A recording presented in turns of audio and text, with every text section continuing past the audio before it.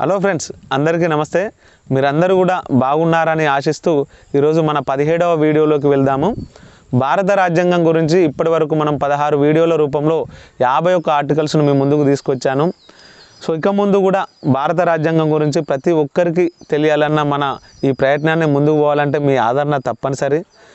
ఇప్పటి వరకు మన ఛానల్ని సబ్స్క్రైబ్ చేసుకొని వారు ఎవరైనా ఉంటే దయచేసి సబ్స్క్రైబ్ చేసుకోండి. అదేవిధంగా మన ఛానల్ని ఒక నలుగురికి షేర్ చేయండి. ఈ వీడియోను లైక్ చేయండి, పూర్తిగా చూడండి, నలుగురికి షేర్ చేయండి. సో ఈరోజు అయితే కొంచెం పొగ మంచి అయితే ఉంది, కానీ మన వీడియోలో మాత్రం అంటే బ్రైట్గానే అవుపిస్తుంది.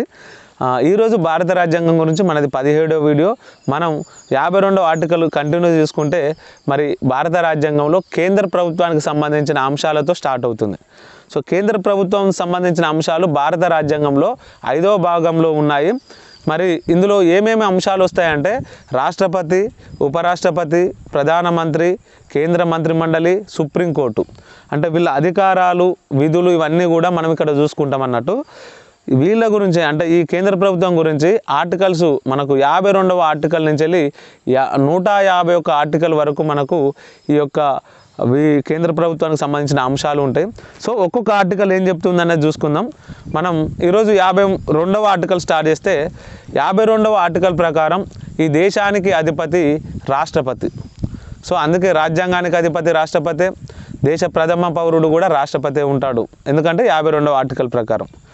53వ ఆర్టికల్ ప్రకారం దేశ పరిపాలన మొత్తం కూడా రాష్ట్రపతి చేతుల మీదుగా జరుగుతుంది. అంటే కార్యనిర్వాహక పనులు మొత్తం కూడా రాష్ట్రపతి స్వయంగా కానీ లేదా ఇతరుల సహాయంతో చేయొచ్చని మనకు 53వ ఆర్టికల్ సూచిస్తుంది.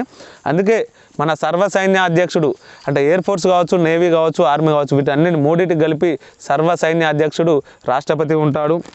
అదేవిధంగా మనకు పార్లమెంటు సమావేశాలు జరిగినప్పుడు కూడా ఆర్డినెన్సులు జారీ చేసి పరిపాలన సౌలభ్యం కోసం ఆర్డినెన్సులు జారీ చేస్తాడు.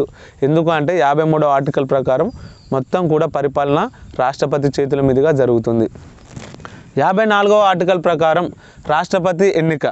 మరి ఎట్లా ఎన్నుకుంటారంటే ఎన్నుకునే సభ్యుల గురించి చెప్తుంది. ఎవరు ఆ సభ్యులు అంటే ఈ సభ్యులను ఎలక్టోరల్ కాలేజ్ సభ్యులు అంటారు. మరి ఎవరు ఉంటారు ఆ కాలేజీలో సభ్యులు అంటే రాజ్యసభ సభ్యులు ఉంటారు, లోక్సభ సభ్యులు ఉంటారు, రాష్ట్రాలకు సంబంధించినటువంటి ఎమ్మెల్యేలు కూడా ఉంటారు. మరి ఎవరు ఉండరంటే మన రాష్ట్రాలలో కొన్ని రాష్ట్రాలలో ఎమ్మెల్సీలు ఉంటారు కదా, ఆ ఎమ్మెల్సీలు రాష్ట్రపతిని ఎన్నుకోవడానికి అవకాశం లేదు. అదేవిధంగా రాష్ట్రపతి చేత నామినేట్ చేయబడ్డ రాజ్యసభ సభ్యులు 12 మంది ఉంటారు.